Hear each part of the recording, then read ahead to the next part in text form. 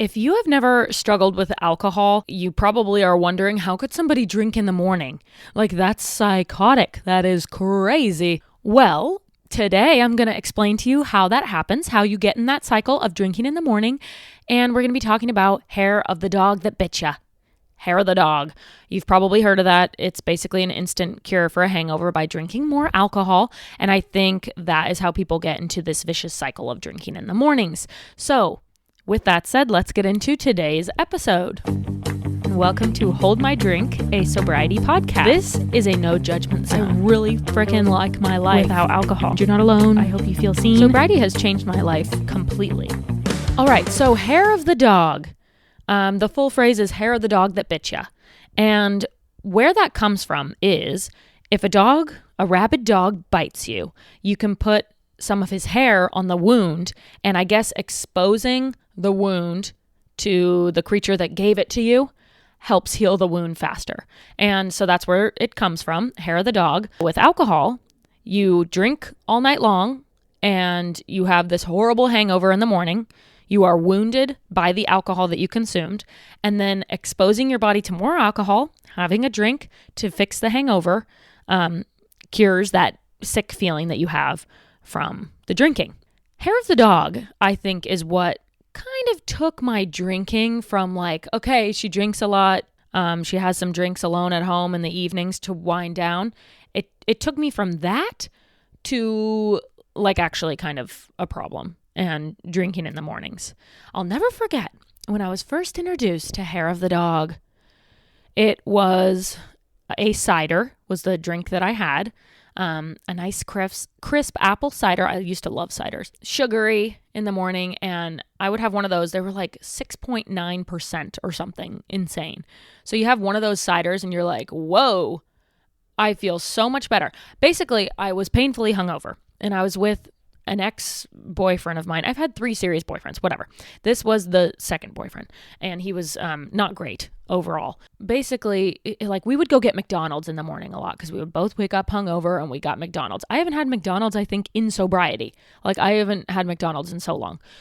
So it's wild to think that I used to have McDonald's pretty regularly to cure my hangovers. That's another reason I've lost a lot of weight, I think, is because I don't do crap like that.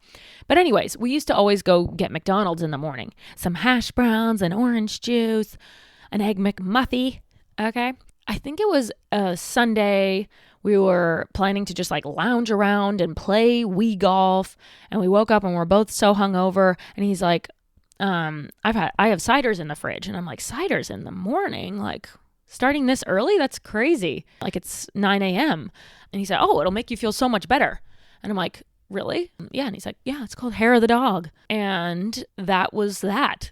From that moment on, after I had that crisp morning apple cider filled with so much sugar and alcohol and instantly felt like a human again, I was addicted to that feeling. It was like you could do whatever you want the night before with no punishment. You didn't have to deal with those hangovers. It kind of felt like you were a superhero. Like you just didn't deal with hangovers because you just have a drink in the morning to cure it. And it's really bad because you get in that cycle. It doesn't like teach you not to drink the next day. Like, oh man, I got so hungover, I don't want to drink for a while. You don't really deal with the hangovers because you just continue the drinking. And it's really bad. So when people don't understand how someone could drink in the morning, this is kind of how it happens. You get really drunk. You wake up hungover. You have a drink. And then if it was the weekends, a lot of times I didn't stop drinking. You know, I have that 9 a.m. drink and then you kind of just carry it all the way into the evening and start again the next day. On weekdays, sometimes I would have a couple drinks in the morning just to literally feel human again and then stop drinking until it was socially acceptable at 3 p.m. or something like that. Embarrassing to say. Can't believe I'm admitting that stuff on this podcast, but you know what? That's what it's here for. And I'm past that now. Of course, I don't feel any hangovers, and it's really wonderful. Now that is a superhero right there. You attend some big event with all your friends, everyone's getting sloshed, wasted, hammered, You're still having a good time. You're just not getting sloshed, wasted, hammered. And then you wake up the next day and everyone's like, oh my God, I'm suffering. Like, I can hardly make it. Oh my God, I need a drink. People are cracking Coronas at 8 a.m. just to feel alive again. They're getting the McDonald's. And you're just sitting there like, what? Like, I've already done a walk on the beach and done some stretching and had my coffee and walked to the cute little coffee shop. Like, that is a superhero right there. You feel amazing every day, no matter what you did the night before. I just got back from a wedding in Mexico of my best friend. It was fantastic. It was the best wedding I've ever been to. And I had so much fun on the wedding night. I did everything, even though I was sober. I danced on the dance floor for like 5 hours. I mean, we danced. And then everyone jumped in the pool in their gowns, and their suits and everything. And I jumped in too. Just because you're sober doesn't mean that you can't participate in the fun things and like be crazy and wild too. In fact, being sober, I believe, is kind of its own high. And I feel so happy and so incredible that I want to participate in all those crazy fun things too. So I did all the crazy fun things. I stayed up late. I danced. I partied. I was drinking my waters and Coca-Colas at the wedding. And then the next day, I woke up and I felt incredible. And everybody else was not feeling so great. It was kind of crazy. Like, I almost forget what it's like to wake up and not feel 100%, because I have woken up and felt 100% almost every single day for my 8.5 months of sobriety. And it's amazing to kind of treat your body how it's supposed to be treated. Like, we're not supposed to be putting poison into our body every day and feeling like we're going to throw up every single morning. Like, that's not how we're designed to live. We're designed to live waking up and feeling rejuvenated. You just slept. So you're supposed to feel rejuvenated and like hungry for breakfast and excited for the day. And when you're hungover and gross, I mean, it just, you don't feel your best. And I felt not my best most days, if that makes sense. I felt less than 100 every single day. And now I wake up and I pretty much feel 100 every single day. Wild. The hair of the dog should literally not be a thing. I hate that it works. I hate that it does what it's supposed to do, which is make you feel normal again. I'm like angry at hair of the dog. I'm not angry at alcohol. I always say that alcohol got me through one of the hardest times in my life. So I'm not angry at alcohol, okay? But I'm angry at hair of the dog. I feel like that's what pushed me over the edge and what got me into this kind of bad cycle that I was in. Hair of the dog is horrible. And if you can avoid ever getting into that, please do. When you need alcohol literally just to feel normal, feel like a regular human being, that's really unhealthy. Alcohol, if you drink it in a responsible way, which some people say there's no amount of alcohol that is healthy to consume, but I'm not that extreme. I understand that some people who can drink responsibly, it can be fun. It's kind of a social thing that you do with your friends. Like, that's all great. If you can do it in that way, then good for you. But if you're one of those people who literally needs alcohol to survive, that's a bad place to be. I have been there. A lot of people, I think, who are listening to this podcast have probably been there. And you shouldn't need alcohol to feel normal. You shouldn't need alcohol to calm your anxiety. You shouldn't need alcohol to go to sleep. You shouldn't need alcohol to feel confident. You shouldn't need alcohol to calm your nerves. We as humans are designed to live our life without any substances, without drugs, without alcohol. Like I always say, there are conditions. I'm not talking about people who have very specific conditions. I'm talking about someone who's been blessed to be born healthy. We have the tools in our toolbox to live life unaffected by any outside substances. And so if you find that you're relying on substances just to live life, that's not great.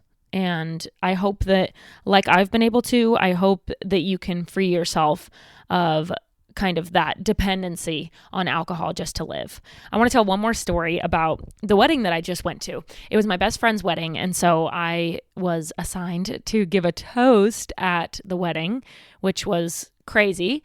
And it's weird because I have done a lot of public speaking for work before, but in my personal life, I'm usually the last one who would stand up to offer a toast or a speech or make an announcement. Like, I think it's because in my line of work, I usually have to be so out there and outgoing and speak in front of crowds. That's like an alter ego that I have for work. And in my personal life, I like to fly under the radar and kind of be a little bit more quiet. I don't like to draw any unnecessary attention to myself, especially when my work is already drawing attention. When I was modeling a lot, it's like you get a lot of attention. And so I like to minimize the amount of attention in my personal life. Anyway, so the fact that I was doing this toast for the wedding was like crazy. I was so nervous. On the day of the wedding, I couldn't eat anything. And I was like thinking about it nonstop. It's all I could think about. I was so antisocial for a lot of the wedding because I was just thinking about this speech. And I was thinking to myself, oh my God, how cool. Like, I'm so used to sobriety now, but this is going to be something that's kind of hard to do sober and something I totally would have drank for beforehand. I never used to think that I slurred my words. I always thought I was fine. Nobody could detect that I was drunk or tipsy or anything. But when I watch videos that I recorded of myself, I was totally slurring my words. I think about something like a toast at a wedding. If I had had a shot or two beforehand and a couple beers, like I'd probably be slurring my words for the speech. And I would think that I'm absolutely crushing it and I'm so confident and I sound amazing. And little do I know I'm up there like, Olivia's been my best friend since high school. You know what I mean? Like, thank God I was fully sober. I think I crushed the toast. I did amazing. I didn't have alcohol to calm my nerves, so I had to do other things like rehearse what I was going to say, write it all down. I talked about this in my last episode, but something that really helps with anxiety is just writing everything down, or nervousness, not even, anxiety, but just being nervous for something. We all get nervous. Writing stuff down really, really helps. And so for this speech, I was going to make sure that I had it perfect. I had read through it a million times, but if all else failed and I literally had to stand up there and just read it, it was so beautifully written that I could have done that and it would have been just fine. So yeah, it was kind of cool to tick another thing off the list. Like, I have done a lot of things sober. High school reunions, weddings. I went to Mardi Gras sober. Like, I've done a lot of difficult things sober, but giving a speech in front of 100+ people without having a drop of alcohol in my system was something that was going to be really new to me. And it was kind of cool to be like, I did that.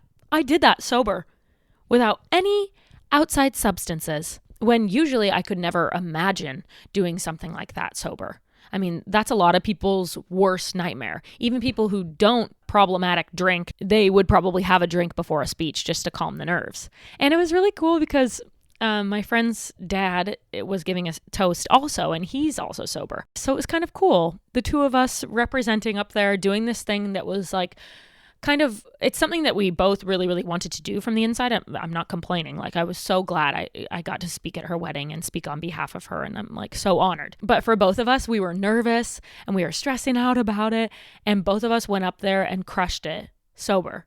So you can do it. Anyone can do it. Sometimes we feel like we can't do certain things in life because we need alcohol to do it, whether that's like going out to a club or singing at karaoke or giving a speech at a wedding. Like, we think that we need alcohol to accomplish those things, but as humans, we can do everything sober. We were designed to do things sober, and so we can do it. And we don't need alcohol to survive. We can survive and thrive, in fact, without alcohol. And that wraps today's episode. Thank you so much for being here. Please feel free to share this episode with somebody who might find it interesting. If you know someone who has used hair of the dog to get through their hangovers, maybe shoot them this episode. And I hope that you're enjoying the podcast so far. This is like my passion project. It's growing and we're starting to get a lot of traction, which I'm really happy to see. But this podcast is my passion. I'm so happy to be here. I'm so grateful that you're here. So thank you so much, and I will see you for the next episode. Bye.